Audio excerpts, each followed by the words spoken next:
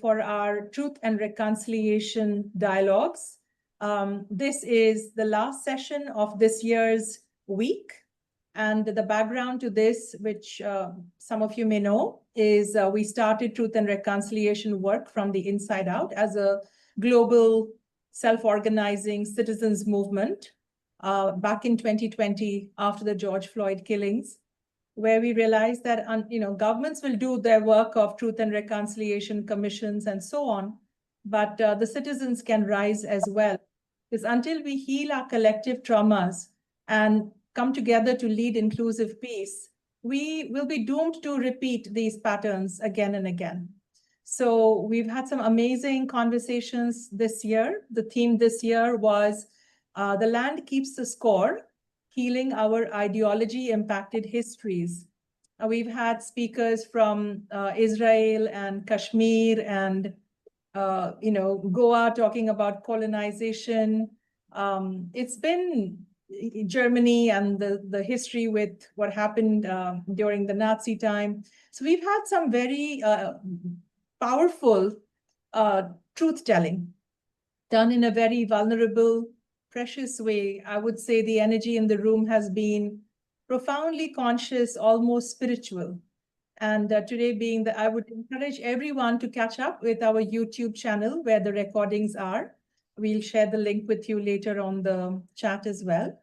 And today it's my great honor to invite for our closing session, Dr. Falguni Jani and Dr. Youssef Mahmoud.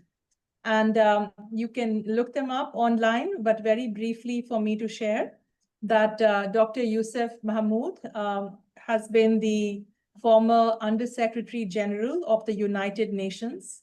So we are very, very privileged to have someone of his stature and experience join us on this conversation.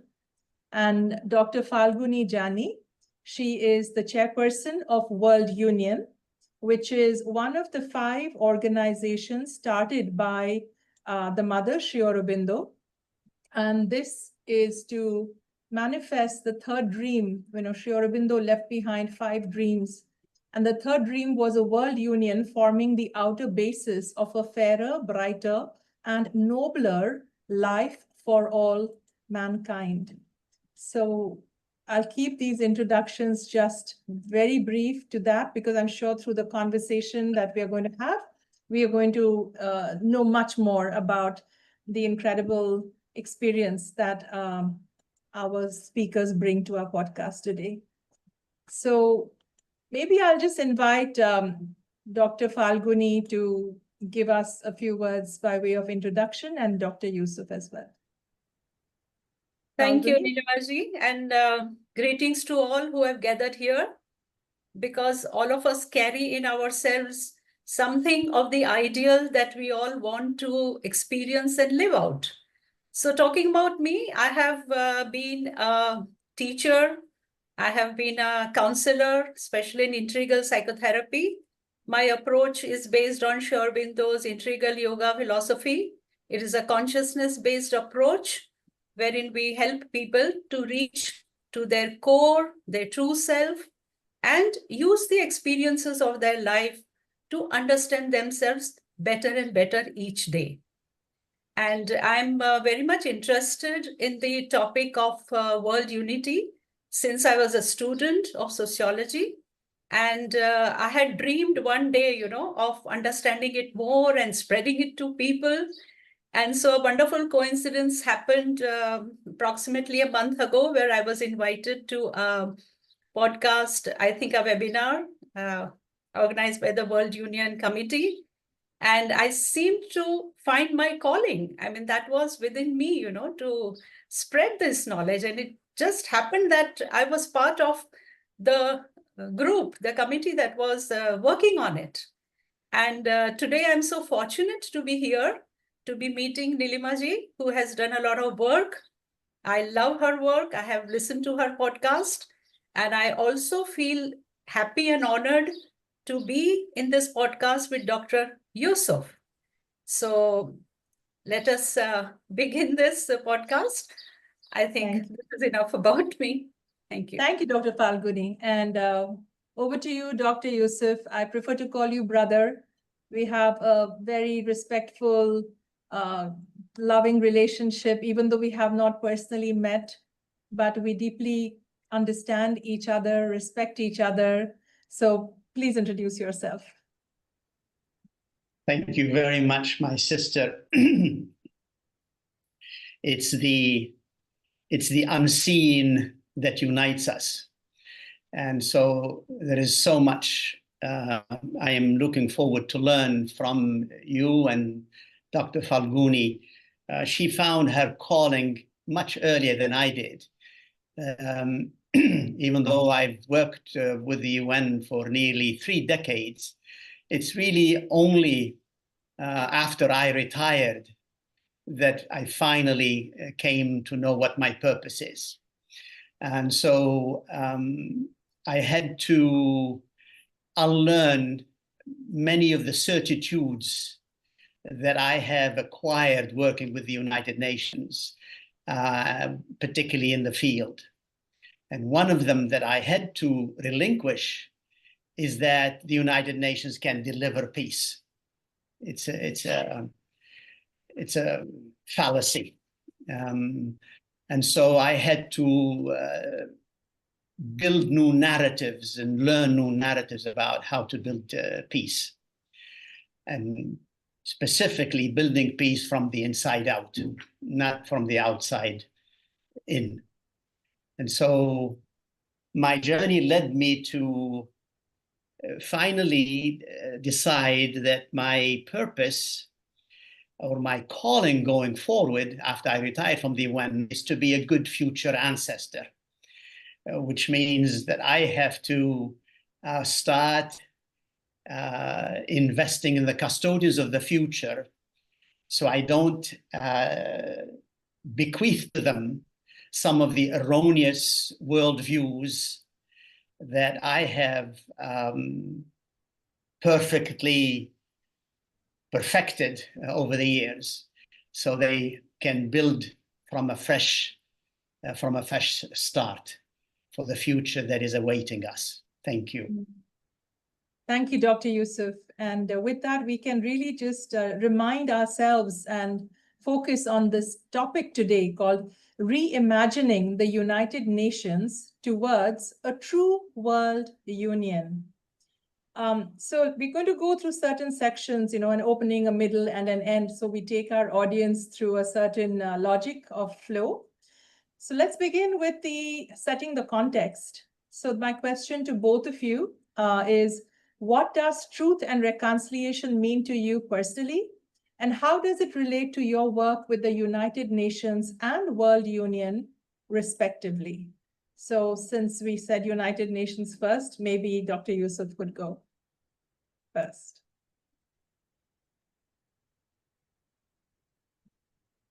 I had hoped you would ask Dr. Falguni first, but I'll be happy to jump in. For me, based on my personal and professional experience, truth and reconciliation is the process that we need to go through. It's the journey that we need to go through in order to connect the legacies of the past that are weighing on us and lay the foundation for the future that is awaiting to be born.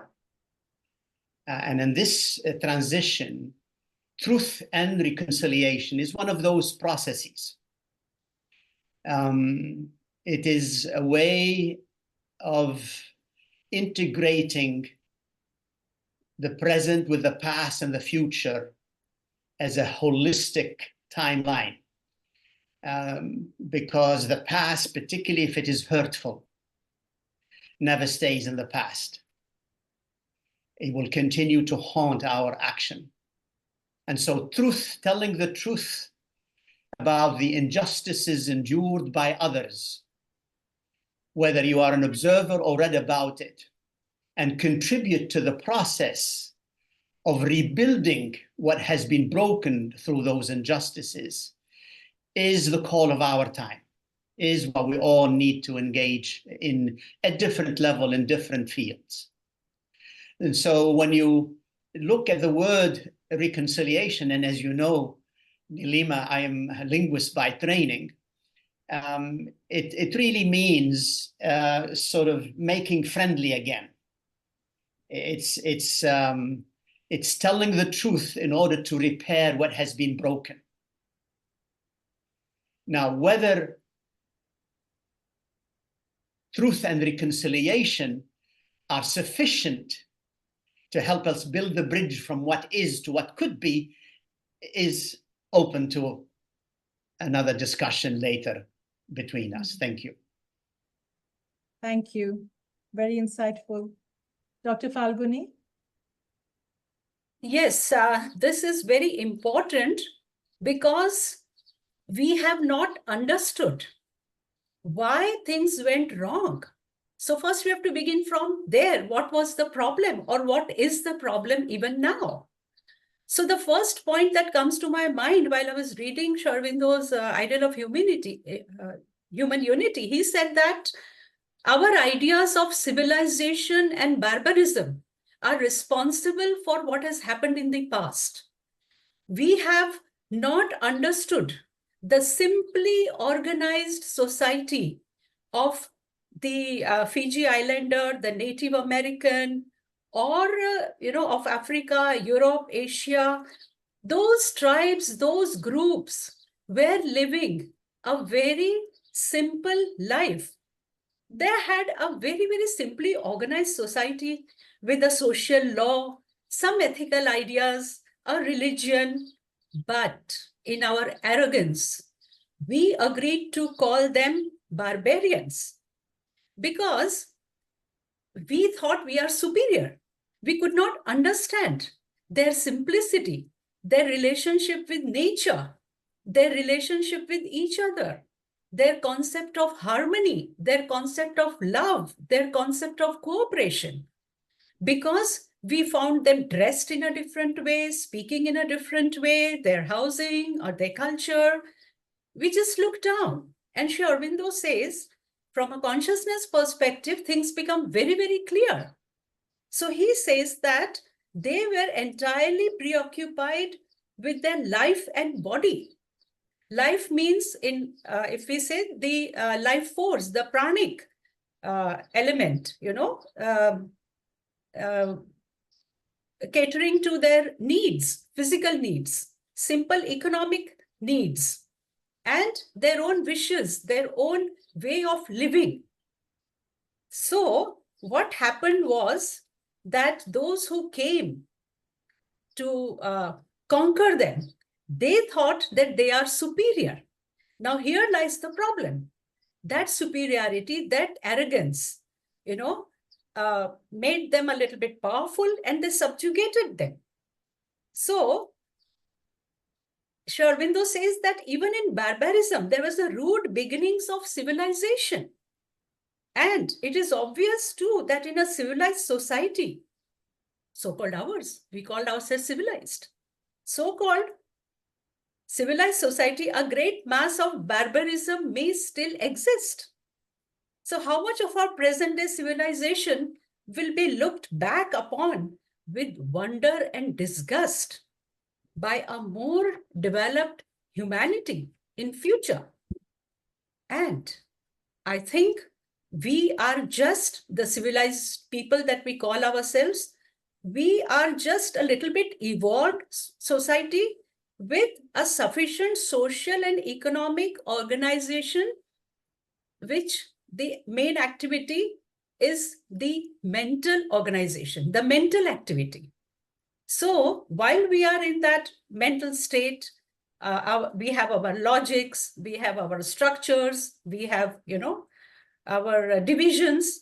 We felt that we were superior than them.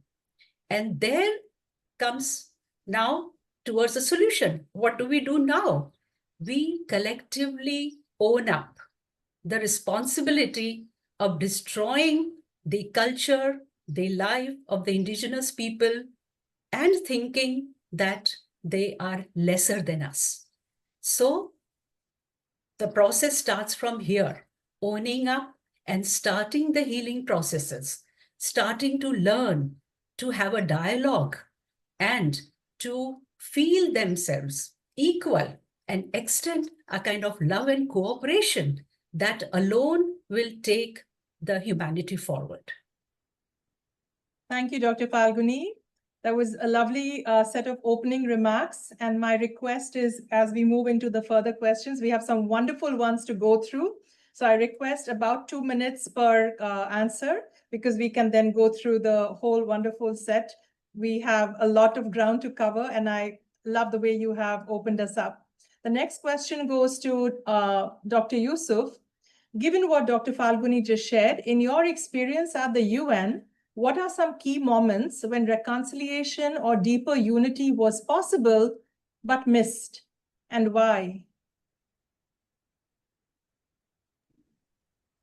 It's a question that I'll try to address in the short allotted time by recalling my study and my research of the truth and reconciliation work in South Africa as I was getting ready to take on my post as a head of a peace-building operation in Burundi. I wanted to learn from past experiences to enlighten me in the support that I was asked to provide to the process of truth and reconciliation in Burundi. And while the experience of South Africa has really enlightened many of us that were looking at ways of healing from the foundational wounds of the past, there are some lessons to be learned from that experience, pioneering as it was.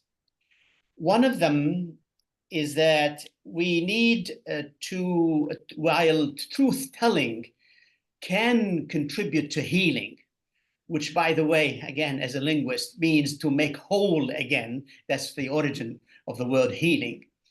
While truth-telling can contribute to reconciliation, it can be traumatic for those who have experienced it.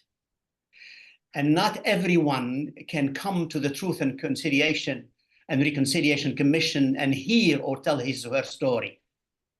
There were only 20,000 people out of 40 million that went through the experience in South Africa. So in order for truth to contribute to reconciliation and therefore healing broken relations, there were two additional elements that were deemed necessary for the process to be successful. One of them that has to be mechanism and processes for integrating the mental and psychosocial support structures. So the mental health is important. So the truth-telling and the psychological healing can continue, can contribute to peace building.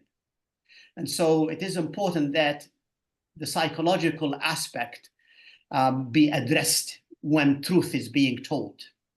Second element, it was felt that the truth and reconciliation in general, and in particular in Africa, tends to be anthropocentric. In other words, we keep putting the human relations in the center, important, and they are. And particularly for peace. Peace is about relations, and there are no peace if the relations are broken. So while it is important to put the emphasis on the reconciliation and the truth-telling among humans, we must not forget an equally important entity for peace, which is nature. In other words, we need to factor in reconciliation with the natural world. So because the world, we have entertained with nature a terrible suicidal relationship. And there is no peace with the past without peace with nature. And so these are the two elements that were missing from the equation, truth and reconciliation. There has to be the psychological aspect, which I'm sure Dr. Falguni is far better equipped than I to delve in, but also making peace with nature, which we have destroyed through very unhealthy relationship. Thank you. That's the perfect segue for my question to Dr. Falguni, right? World Union envisions a unified world beyond borders and divisions. What does true World Union look like to you, practically and spiritually? In a way, it's like saying environmentally and psychologically, if I were to build off what Dr. Youssef just shared. What does it look like? What would it practically, spiritually, psychologically, environmentally look like? A true world union. I think, Nilimaji, you would give me a little more than 2 minutes because there are so many aspects that you have asked right now. Yeah, so I would begin to say that the idea of a spiritual religion of humanity alone is the hope for future. So, well, psychologically, let me begin in small steps. This is the outline of what I want to say, that what can rescue us, heal us, move us forward is to establish, promote, and we have to evolve into a spiritual religion of humanity. But at the individual level, the way I deal with people to understand their psychological issues and help them to come to terms with their own life, accept their situations, and heal themselves, because every conflict, every trauma divides them totally within themselves, and so is with the collective. So the first thing is to make them come together, harmonize themselves with their deeper core. And for that, one of the most important thing is to recognize how things went wrong. Unless we understand the problem, we cannot go to the solution. So many a times the solutions are from within. At the individual level, people are made aware through the dialogue, the counseling process, that somewhere they were responsible for their problems. So they own up the responsibility somewhere. It could be an unconscious act. It could be intentional, unintentional, having wrong priorities, making wrong choices in their life, etc. So somewhere there is a weakness, somewhere there is something not right, not moving in the right direction. So the first step is accepting their own limitations, which made the problems go so big. After having that awareness, how to again move towards peace, harmony, love within themselves. So the best solution that I have found in helping others is to help them discover their true source of power, their true source of love, their true source of knowledge, and that is within. So the outer techniques, of doing something for 10 days and 15 days don't help in resolving issues. And so spiritual approach, wherein you find the strength within, is the way forward for the individual. Now, if we go to the collective, again, there has to be many such rounds of dialogues and going towards a deeper and wider level of understanding. If we talk about groups, tribes, nations, that why, in a larger perspective, if I take the Aurobindo viewpoint, humanity is moving forward, evolving. So if we say that such and such a calamity happened, or so many groups or nations were wiped out, or all that, the larger picture says that somewhere they were stagnant, somewhere they were not moving forward, somewhere they were stuck up. Well, it was a simple organized society, but nature wants to move forward. It goes to more and more complex levels of consciousness at the individual level and at the collective level. So if there is a push for progress, if there is a push for evolving, the evolutionary, the impulse to grow brings problems. But then after some time, that has to be understood and assimilated to go forward. So I'll come to the spiritual religion of humanity later. But what I feel is that every issue has the solution within the individual as well as the collective. So the collective also has to be made to understand the larger picture of moving forward, as well as those who have progressed should come bend down a little and extend a helping hand for them to come forward. This is what I would say right now. Thank you. Thank you. That was a good opening section. So moving into the middle segment here, digging deeper, this is a question to both of you. If the United Nations were to evolve into something closer to a world union, what core values or structures would need to change? And I would go first with Dr. Youssef because he's been there.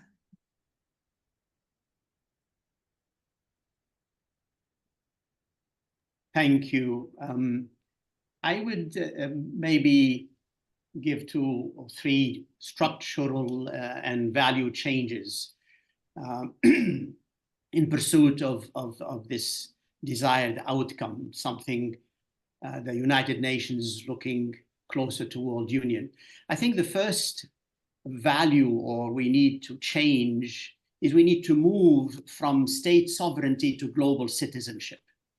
In other words, we need to move from prioritizing the sovereignty of individual nations to emphasizing the interconnectedness of humanity and the planet. In other words, moving from national interest to, I would say, a planetary well-being. And so that's one very important value that we need to, or a principle of cooperation that we need to transform and change. Another one that we need to is we need to move from a strictly intergovernmental system on which the United Nations is based, which is state-centric, to truly a representative system. In other words, we need to, it needs to evolve into a more representative system, potentially a bicameral legislature where both national governments and citizens have a voice. Many people during the summit of the future have promoted the idea of instituting a global parliamentary assembly, or some people call it a world parliament. In other words, an international legislative body that is designed to enhance democratic governance in international affairs. It's akin to the European Parliament, which is, as you know, is a directly elected body, and it's often cited as a potential model for a global parliamentary assembly. I will mention a third one, and I will stop here because I see already my time is up. It needs to be a United Nations that aspires to be something closer to a world union, a United Nations that promotes long-term intergenerational thinking across its work. So seen through this long-term lens, the future is imagined as an intergenerational common public good, which encourages us and empowers us to extend our empathy to the lives of 7 generations down the line. In other words, we need to cultivate sort of a longer now that allows us to take into consideration the needs and the interest of unborn generation. And therefore, every action must ask the question, what do we owe the future? What do we owe the generations of the future? And so the present and the future becomes integrated. And this would be an added evolution that could, of the United Nations, that could bring us to something closer to a world union. Thank you. I love that. And this is from the Native American wisdom of the Grandmothers Council, right? That the real decision makers will be the grandmothers, and they decide whether something is going to be good for the next 7 generations. And only then does it pass. Yeah. That would be so amazing. Imagine if the United Nations was headed by a council of grandmothers. That would be so amazing. Forgive me, they are working, there's some incipient agreement following the Summit of the Future. They've agreed on a pact for the future. And an annex to that pact for the future is a declaration on future generation. And there is even talk of appointing a commissioner for future generation, which exists in some countries. So there is some incipient beginning towards that goal. That would be so amazing. It's like, you know, today we have rivers who have been given citizenship and that they have rights. In the same way, imagine if our future generations have rights to exist on this planet, and if we work to honor those rights, no? Wow, I'm just loving where this is going. Dr. Falguni, how would you build on that? Yeah, I think there are so many like-minded people around, whether in the UNO or other groups, who think alike, but they are not on the same platform. So World Union, as an organization, would like to reach out to those who are already working on the lines of human unity, those who understand that we have common issues, that we do not have our own interests to take care of, because we are all united in every which way. However, we may try to close ourselves and say that this is not my problem, but that does not go away. We are all connected. So bringing like-minded people together and working on various lines, whether it could be on the cultural lines, whether it could be the education through education institutions, or through aspiring, political scientists. So the idea of world unity has to be spread to everyone, emphasizing the inner oneness of everyone. So the secret spirit dwelling in us is the entity that unites us totally. We may be different on the outer side. We may express ourselves in different ways. We have our cultural identity, we have our religious identity, we have our ethnic identity.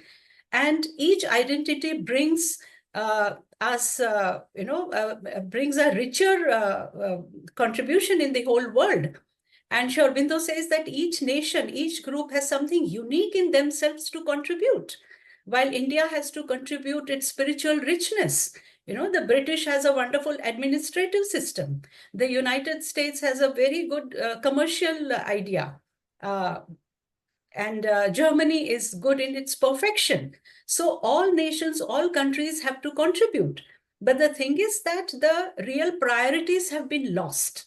So when I have talked to people, I find that when you are very honest and transparent, you know that the issues confronting individuals and collective are just the same. And so instead of looking down on any group or community, we have to come together and spread the idea of world unity and how we can come together, have dialogues, have a lot of interactions, so that the prejudices that we have about other groups is gone. Even only by dialogues that we can understand. Otherwise, we read about the stereotypes and we feel that, oh, such and such nation, such and such group is like that. So I think to go forward, we have to have programs which shed light on the true essence of world unity. As human beings, we are one. We may be expressing ourselves in different ways, but that we have to collectively solve our problems. That's what I would say. Thank you. We have an interesting question too. Again, this is building nicely to Dr. Youssef, how does the UN currently engage with such ideas, of spiritual unity or consciousness-based approaches to peace building, if at all?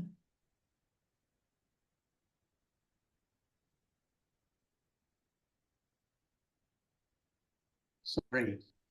I think the UN, because of its foundational impetus, has sort of dodged around this issue of spirituality, even though there are various NGOs that work with the UN to bring the perspective of traditional cultures and spiritual wisdom. It still has not recognized fully that unity, even though it's in the name of the United Nations, that unity underlines the entire raison d'etre of the United Nations.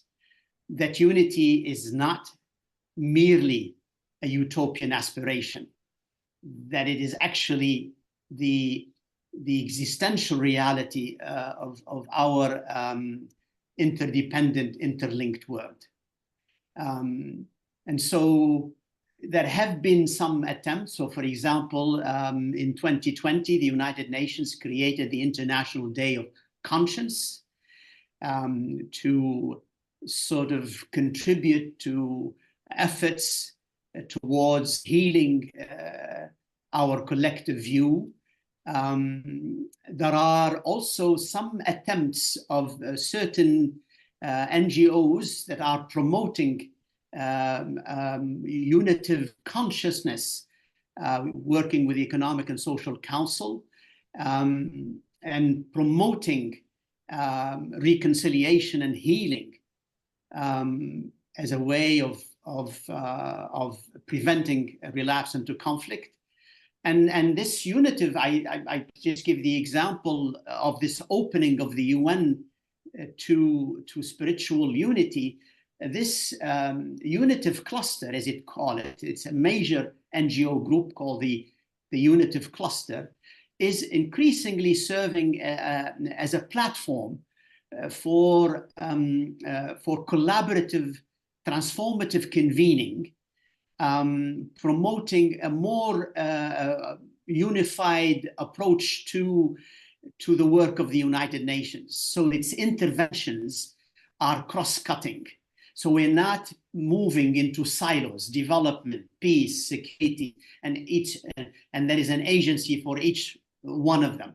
So this unitive cluster, which is a unique sort of NGO that cuts across, works with the UN to propagate this unitive consciousness and promote that there is need for this approach to international cooperation where profound diversity is consistent with the unity of a human family. And so there are some little attempts that are on the sides of the United Nations, but in intergovernmental decision making, it has not yet made its way. Thank you. But that is very hopeful. I'm happy to hear this.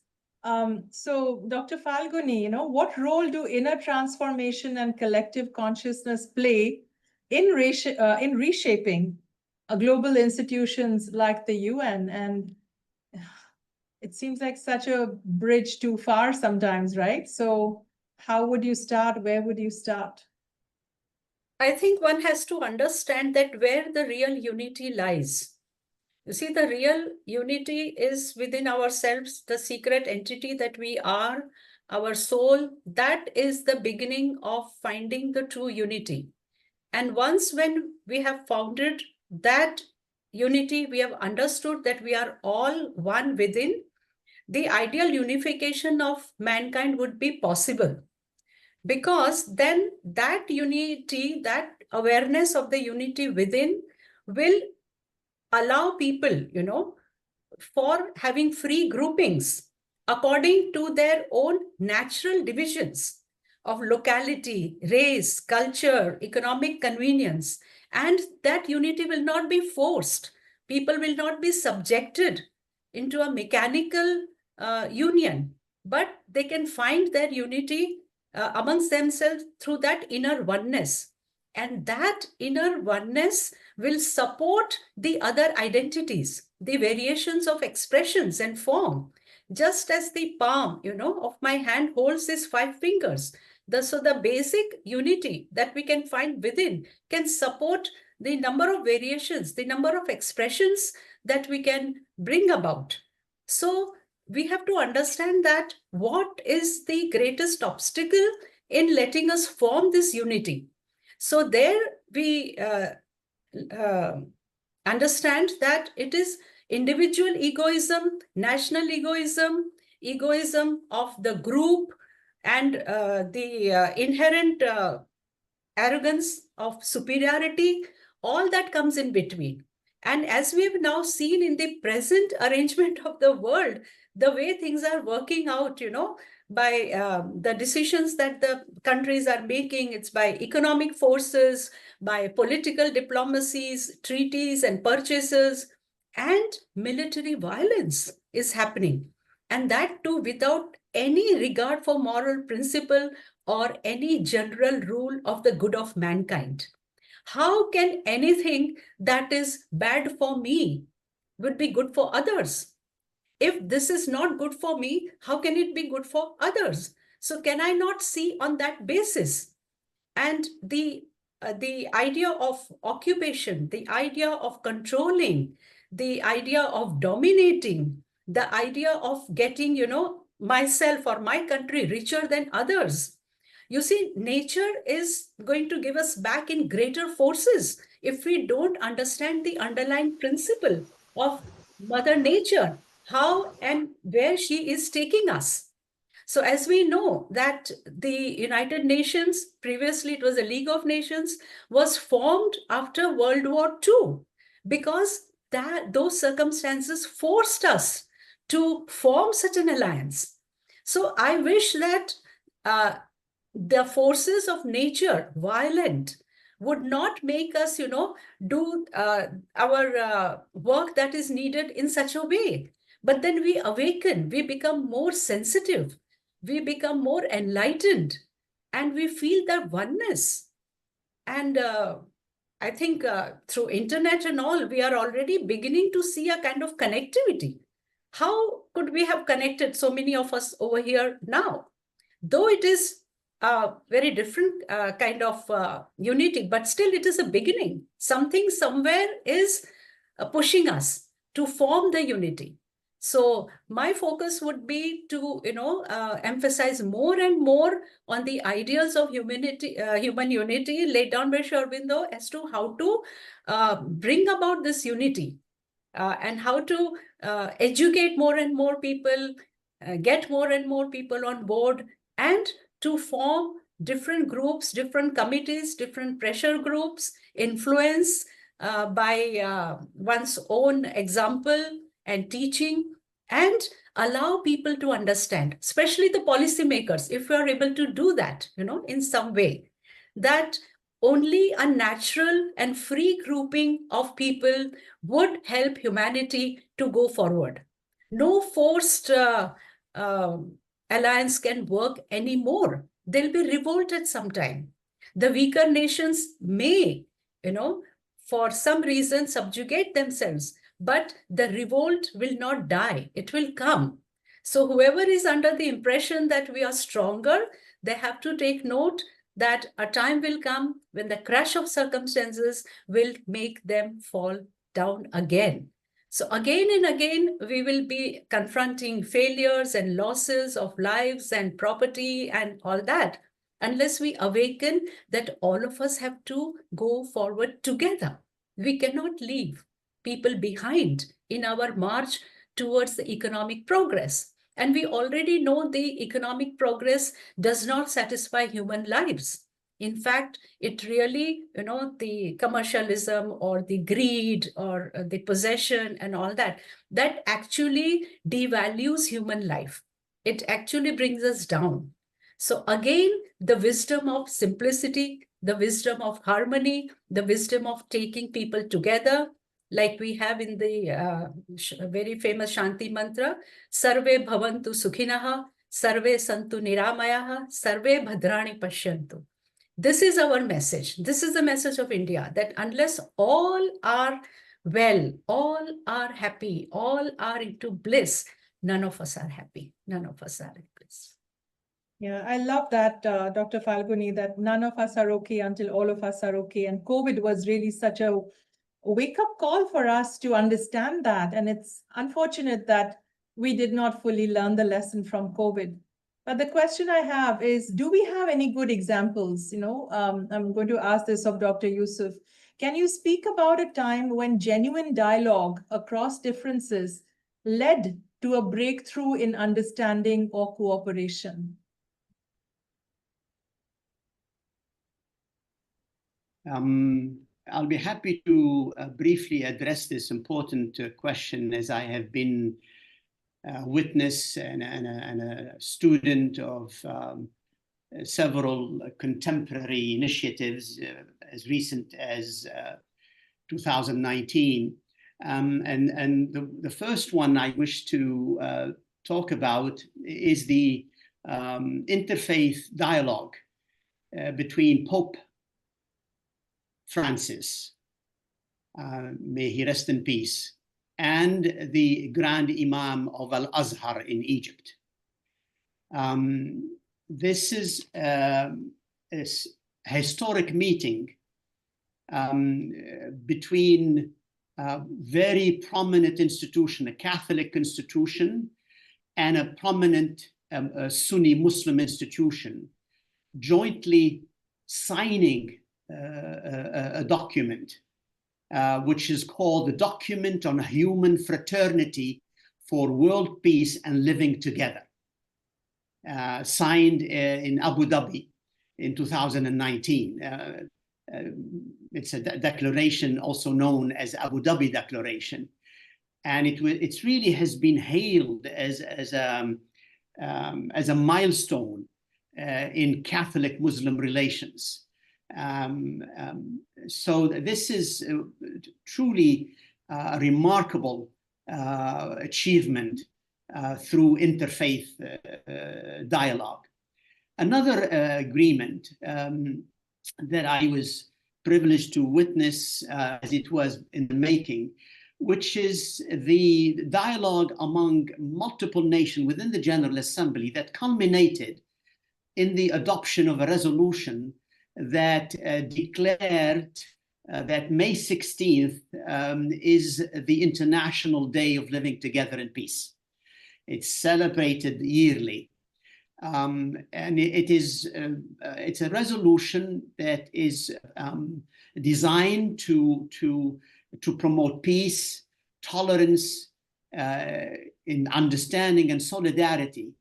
And it encourages individuals and communities to live and act together differently, united in diversity, as a means of laying the foundation for sustaining peace. And according to this vision of this resolution, peace is not the absence of violence. Peace is a quest. It grows like a tree from the bottom up and from inside out. It needs to be constantly nurtured. You can never take peace for granted. When you do, you lose it. And so dialogue can bridge differences, and one of them is what we understand by peace. And this particular resolution really enlarges our understanding of what living together for peace means. So I'll stop here. Thank you. Thank you for beautiful examples. Beautiful. I didn't know about the May 16th. So thank you. Dr. Falguni, any good examples, good news examples? Well, I would say that at the individual level, I have worked all my life as a professional integral psychotherapist, and I have seen that great breakthroughs come when there is an honest dialogue. You see, when you are able to clearly see within yourself, and you find that, oh, this was lodged within me that needs to be taken out in order to have peace, in order to harmonize myself. So I kind of encourage an inner psychological surgery that the person has to do within oneself to root out their own obstacles. So in my process of counseling, we sort of do psychological, or rather I say ego mapping, and it helps them to understand. We look at it from the consciousness perspective, where we understand the different levels of planes and parts of our being, our physical, our vital, mental, and we see where the blocks have been. So whenever we restrict the life force within us, life poses us challenges. There are certain things that come inevitably, which we have not expected, and we cannot reconcile ourselves with that reality. So something in us creates a great obstacle.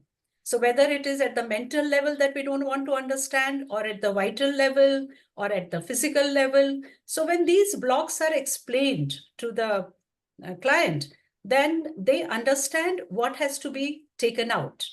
At the same time, they understand what needs to be added. There are certain things that they have not added in their personality. So the strengths and weaknesses are assessed, and a light comes, the light of truth, and a light of understanding and awareness. Sometimes it happens while the dialogue is going on, and I see the light in their eyes, when they say, oh, now I understand. Recently, I had a lady who was traumatized since childhood and all through her marriage life. But miraculously, one session helped her to understand where she was wrong. And before I could ask her what happened, have you practiced what I told you to? She said, oh, 80% of my problems have lost. Why I was not doing it before? I didn't know I had the strength within me to do it. And it was actually easy. So one is under the illusion of one's weakness. One is under the illusion of the helplessness, powerlessness, but it is not so. Everyone has that power. We just have to take a step and recover our hidden strength, accept ourselves in whatever way we are, and then be happy with one's own self.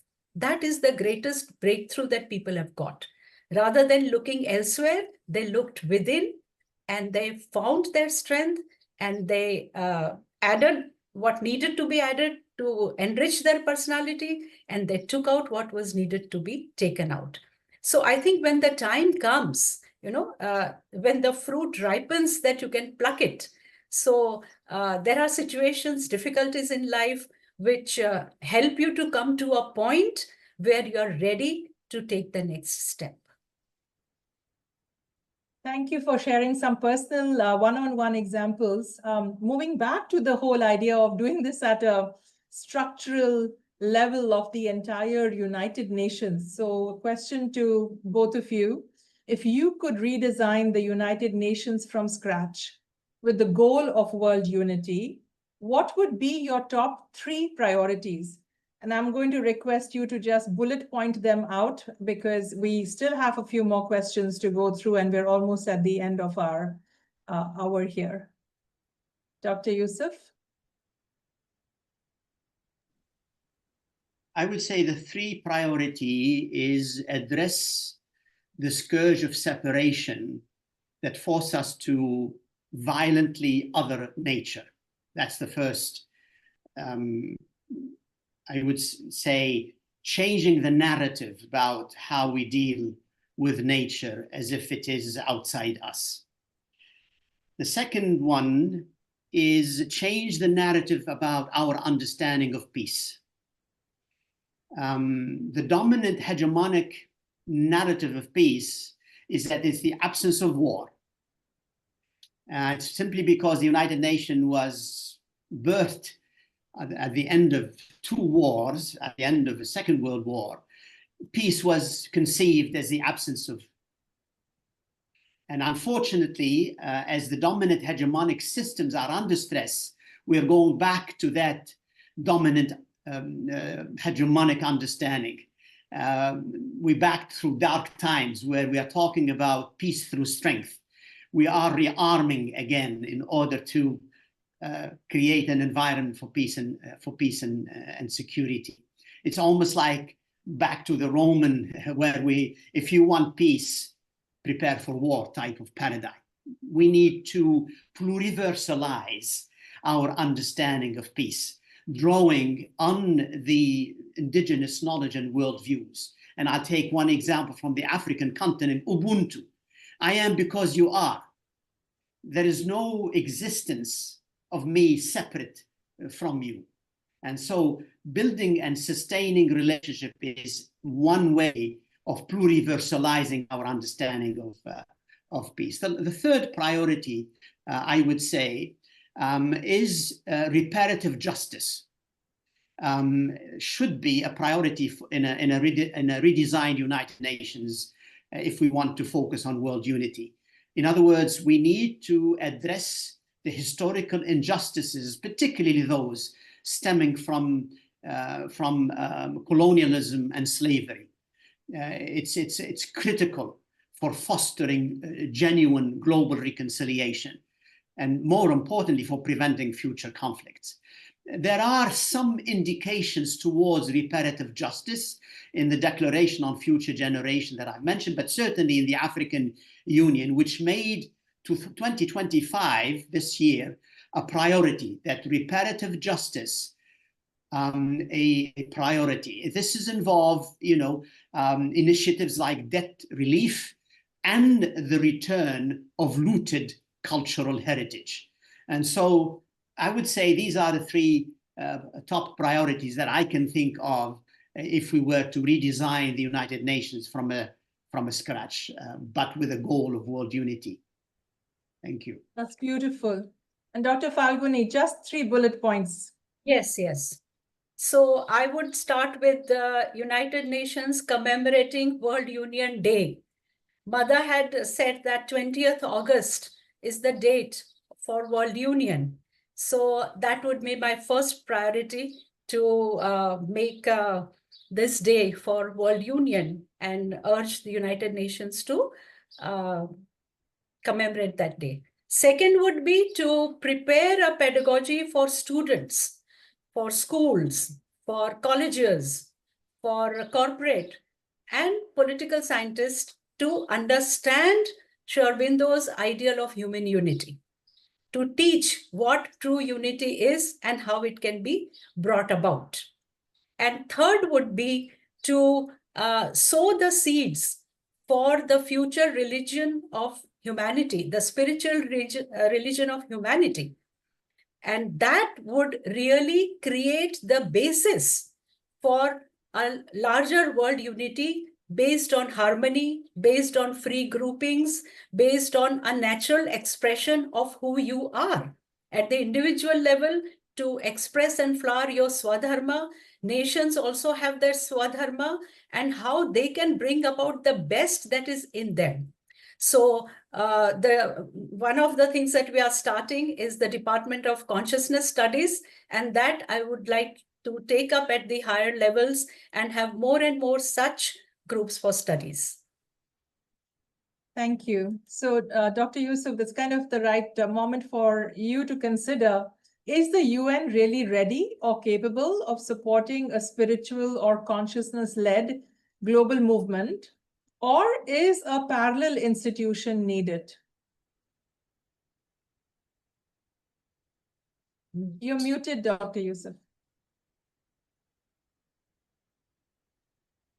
Sorry, the simple answer to your question is unfortunately no. The United Nations, as it currently exists, is not designed to directly support a spiritual or consciousness-led global movement. The way it is designed, its structures and mandates focus on international relations, on state-to-state cooperation. Even though the Charter says we the peoples, unfortunately, it's still we the states, built on the illusion that states represent people. So I'm afraid a parallel institution is needed, a new institution that is needed to create, to foster dialogue and collaboration, and action based on shared spiritual values and a focus on collective consciousness. That is the state-centric approach is going to stand in the way unless we transform the United Nations rather than simply reform it. Otherwise, if we don't transform it, it will continue to be burdened with this limited capacity for non-secular initiatives. Thank you. It almost feels as if a World Union could be that parallel institution, and they would be very complementary with the consciousness studies being proposed in World Union, and that would totally provide the ground for, a spiritual basis. So to both of you, as we are kind of moving to closing questions, reflections, call to action, if humanity is at a crossroads between fragmentation and unity, what message would you offer to people listening right now?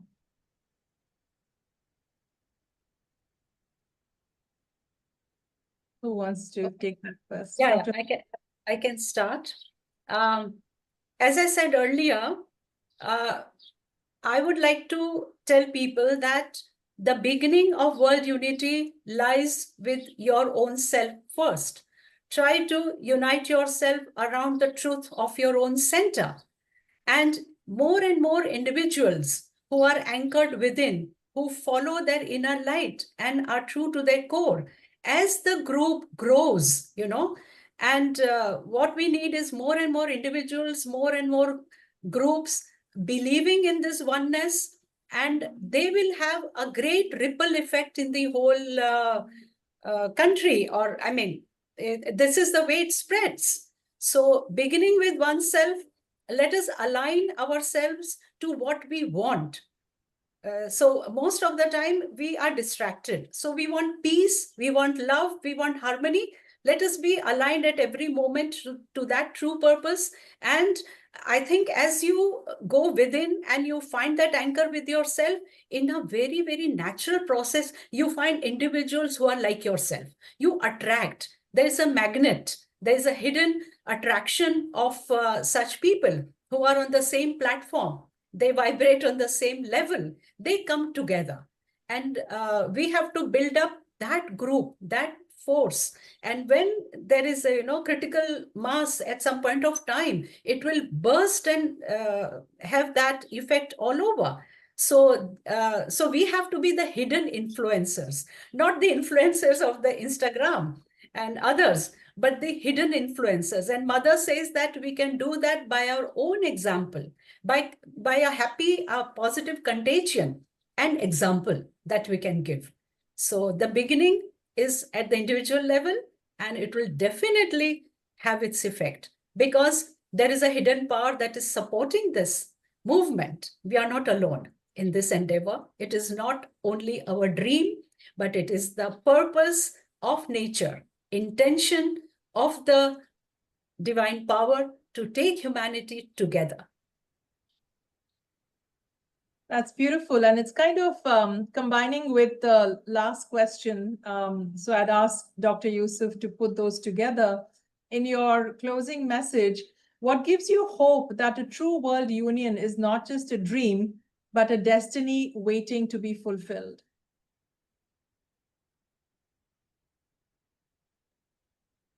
Well, hope is the engine that is going to help us move from what is to what could be. or from what is to what if. We've talked about truth and reconciliation is one of them. Hope, as to quote someone, is a verb with its sleeves rolled up. It's what we need. It's the energy we need to move from disunity to unity. And so we are in that interregnum where, unfortunately, what divides us is highlighted, is celebrated even, is monetized, and particularly by dominant hegemonic centers who feel the other is the issue, the other is the problem. And therefore, security and fear is what is driving relations these days. And so you have to ask yourself, do I want to be a victim of this status quo or an architect of what needs to be to replace it? And I have basically three messages. The first one is prioritize dialogue. The other is actually in you. What COVID and the climate crisis have done is that they have democratized vulnerability. It's not just out there, it's in here. And I agree with Dr. Falguni, start from getting to know yourself. Work on the inner conditions, because there is no outer transformation without inner intimacy, none. And so work on yourself so you can become the architect and the contributor of the future that you desire. And so, so challenge yourself, as the famous, be the change you want to see. And therefore cultivate the unity in humanity, but the unity also with the non-human world. So that would be my basic messages. That's so, so beautiful. And even though we are past time, before we close, I would love to hear a few questions from our wonderful audience. They've been with us through this entire time. I know they're all very committed to the idea of world union. I'm sure they have curiosity about your inner experience, your internal experience at the UN, Dr. Youssef. So if there is anyone in the audience, if you wish to raise your hand and ask a question, this would be the time to do so.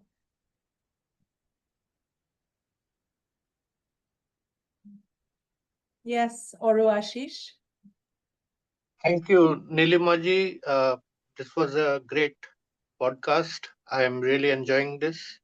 And my question is to Dr. Youssef. Dr. Falguni Jani mentioned about commemorating 20th of August or any particular date as the World Union Day. So we all know that the United Nations, they commemorate various days as International Day of Yoga, World Environment Day, many days. And I think Dr. Youssef also mentioned World Conscience Day in 2020 or something. Yeah, if I remember it correctly. So why not World Union Day? So what is the procedure? Like we want to request, we want to apply, we want to ask or request the United Nations, can we do it as a starter, like to start with? So how do we go about it? That's my question. It's a good question. The Living in Peace Together was an idea from an NGO, but they found a member states that sponsored it. And in this particular case, it was Algeria, plus a few others. And so the first step is to find a like-minded and like-hearted member states who would work with other nations to put it on the agenda. And little by little, there is a whole intergovernmental process that, if it is successful, culminates on the adoption of a particular theme being celebrated once a year, and it becomes an international day. So it could be the nations that have a spiritual traditions that needs to be approached. and they co-sponsor it, and then they table it on the agenda of the United Nations with the support of like-minded, like-hearted NGOs. That would be my short answer. Thank you. So I guess, so to start with, we need to tell the member states, as you mentioned, that we need to, the member countries or member states. So India is a member of the United Nations. So it has to, so first we need to approach the United Nations office in India, that is New Delhi, and tell them, propose them, present a paper or submit a paper saying that this is our proposal, how can we go forward, and then get more NGOs and like-minded organizations to support us, signature campaigns like that. I think I would recommend a shortcut. Go directly to the foreign ministry of your country, India, Okay. who will give the appropriate instruction to their permanent representative to the United Nations, who know how to deal these particular issues. I wouldn't go through an intermediary, my own view. Right. Thank you. That's quite helpful. Thank you so much. Thank you. You're grateful. Yeah, thank you. That was a very useful answer and a good question, Ashish. So we know what to work on. Harsh has a question. Go ahead. Well, first of all, thank you for the conversation. I really enjoyed that. My question is really based on, we talked a lot about the truth, right? One of the things that at the individual and at the collective level that needs to be addressed is some sort of objective truth. Now, we exist in an era where it's never been more difficult to reach the truth. It's very obscure in the light of the amount of information that is being thrown at, individually, collectively, the amount of brainwashing that is happening at the collective level. There are entities that are, profiting from, I would say, keeping the truth hidden. So so my point is, it's never been more difficult to reach to the truth. It's at the individual level, it seems like an easy battle because you're working one-on-one with people, but at the collective level, it's much more profitable to hide the truth. So how do we, navigate this? Thank you. I think this needs a spiritual answer, so I'm going to ask Dr. Falguni to take that. Yes, Harsh, you are absolutely right. It's not easy to work with the group, but we have to keep the faith that the truth will emerge stronger.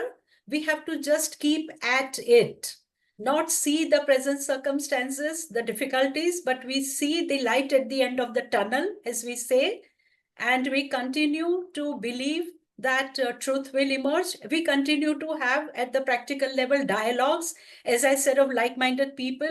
The thing is that the more we are into it, the more we will be attracting people like us across countries, across groups, across different organizations, and have full faith that once we have started earnestly in this task, we will be helped. So I would just like to quote what Sri Aurobindo has said very well in one of his aphorisms, and that alone gives me hope. Because see, the idea of a complete world union and world state would take many, many years, or rather centuries. But then what we have to do right now is more important. So I'll just end it with this aphorism. He says, the world knows three kinds of revolution.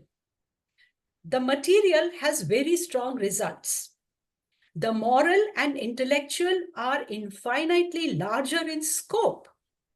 But, this is important, but the spiritual are the great sowings. So don't expect the tree of world union to flower across the world so soon, but our task, as Dr. Youssef said, we are the architects. So as architects, we have to lay the first brick. We have to sow the seeds of world union through our faith in the spiritual religion of humanity, which will really unite us. other identities, other ways divide us. This is the only thing that unites us. So we have to put faith in that, and we sow the seeds of spiritual unity and have faith that one day the tree will grow larger and larger, and we'll have people with us. I'm full of hope and faith. Thank you, Thanks, Dr. Jia. Falguni. That was very beautiful. And we are at the end of our time, our 75 minutes. Oh, we have 2 raised hands. Are our esteemed guests willing to stay on a little longer? Yes, Okay, yes. thank you. So Ketaki and then Tanishta. Thank you so much, Nilima ji, for this wonderful podcast. Thank you, Dr. Youssef. Thank you, Dr. Falguni, for that wonderful conversation. I have a question to Dr. Youssef. Since a lot of the world union is also about not just cooperation, but collaboration, right? Collaboration. How do you think the world union could collaborate with the United Nations at the present?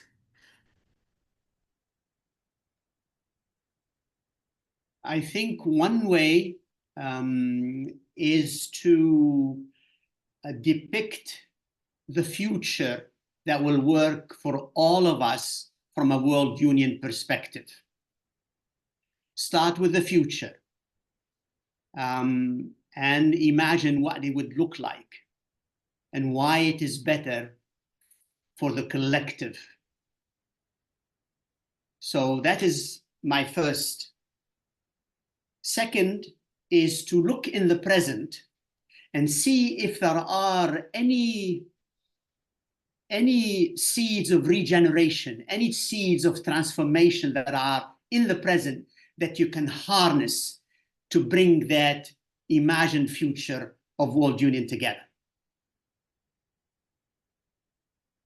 And then look for movements, for initiatives that are institutionalizing that vision in the present.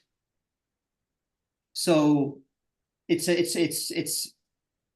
for transformation, it is believed that future back thinking at a time of deep disarray is very important. And so that is what I would recommend, those 3-step way. Imagine what the world would look like from a world union, bring it to the present and identify seeds of regeneration that you can harness to bring it closer, and identify and encourage and work with existing institutions that are already being architects of the future. Thank you so much. We'll think about that definitely. Thank you. Thank you. And Tanishta, last question from you. Yeah. So I'm really grateful for the conversation today. And I would like to say that any change, first it starts with an idea, just like the idea of this podcast, the idea of this series. So many youngsters, especially young individuals, have many ideas in their heart, in their mind. And those individuals, young individuals, that come not from the space of aggressive activism, but from the space of presence, from the space of peace, from a space where they understand that there has to be a balance between idealism and practicality. And I'm sure that across all nations that are existing on earth, there will be many young individuals who are, sowing this idea in their heart. So my question to you is there a possibility, can United Nations come up with a cross-nation program, especially for the young individuals who can come up and pitch in their ideas about world harmony so that they can also contribute to the mankind? Yeah. Dr. Youssef, have you seen such initiatives at the UN? There are indeed initiatives, but because of the deep interstate nature of the United Nations, these initiatives tend to be consultative. And so, except there is a hope as a result of the recently adopted Pact for the Future and the Declaration on Future Generation, that there will be some institutional mechanism set up if there is a special envoy for future generation materializes, and there are legislation to support his or her work, then the decision-making of the United Nations, or at least decision taken by the United Nations, will not be approved unless the views and the comments and the suggestion of the Commission for Future Generation are taken into account, as it exists in Wales, in Britain, where they have a commissioner on future generation. And so there is hope that there will be some kind of intergenerational gatherings that will seep its way through decision making. It's a hope that requires all of our work, particularly the Gen Z work, because they have demonstrated that they do not no longer want to be in the margins and be consulted to pull a chair to a table that's already set up. And so I think there is an increasing awareness among like-minded, like-hearted member states that the future generation and the young people is not just a second thought to consult, but an integral constituency to be part of it for the decision-making for the future and the present. So thank you. And as I'm listening to you, Dr. Youssef, I'm also reminded that in this day of internet technology, connecting us across the world, across time zones, yes, we would love for one institution like the United Nations to be able to hold our world together, but it need not be the only pillar of oneness. And all of us can create these grassroots up, global, self-organizing citizens movements and use technology, which is so democratic. It's so available all over the world. Everyone has a smartphone pretty much to be able to get online and get connected with the world. I have a lot of hope that we don't need to only depend on the UN, right? That all of us can be doing so much more. Dr. Falguni, you have something to say? Yeah, just last point. I felt very happy listening to Tanishta about the youth and what they want. I think World Union can provide that platform for the youth to come together, express their views, bring out what they want, have some outline of their ideas, and we have to consolidate ideas. Ideas are beautiful. How to make them practical, how to make them workable, how to translate them into action. So Tanishta, you can just be with us and continue to contribute. And I see Harsh also liking the idea. There are many more over here who are right now, and maybe those who hear the podcast later. We all can come together again and again and to discuss how we can take this forward. So I'm very happy for the question, and I'm happy for the enthusiasm and hope that you have put into it. Thank you. Thank you so much, ma'am. Sure, I will definitely get in touch later. Thank you. So on that note, a deep gratitude to our speakers today, Dr. Falguni Jani, Dr. Youssef Mahmoud. Dr. Falguni Jani is the chairperson of World Union. Dr. Youssef Mahmoud is the former Under-Secretary General of the UN. And we have had a very wide-ranging conversation. Yours was the last of this week.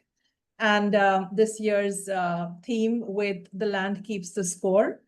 And the word truth is what I'm reminded about again, and I would like to close with. There is a beautiful short phrase from India which says, Satyameva Jayate, right? Which basically means truth alone triumphs. And let this be our hope, our prayer, our vision, and our commitment to truth. Right? I would like to invite just a few seconds of self-connection with this idea of truth alone triumphs. I will say it 7 times, sending it out into the 7 generations, so we can do it together. Satyameva Jayate. Satyameva Jayate. Satyameva Jayate. Satyameva Jayate. Satyameva Jayate. Satyameva Jayate. Satyameva Jayate. Satyameva Jayate. Satyameva Jayate. Shaktameva Jayate. Jayate. Satyameva Jayate. Shaktameva Satyameva Jayate. Jayate. Satyameva Jayate. Tathastu, so be it, and so it is. So much gratitude to each one of you, our speakers, our listeners. May there be truth and reconciliation from the inside out for every sentient beings that walks and lives this planet. Thank you so much. Amen. Thank you. Thank you for bringing us together. Thank you, my sister. Thank you. Thank you so much. Wonderful. Excellent. Thank you. Thank you very much.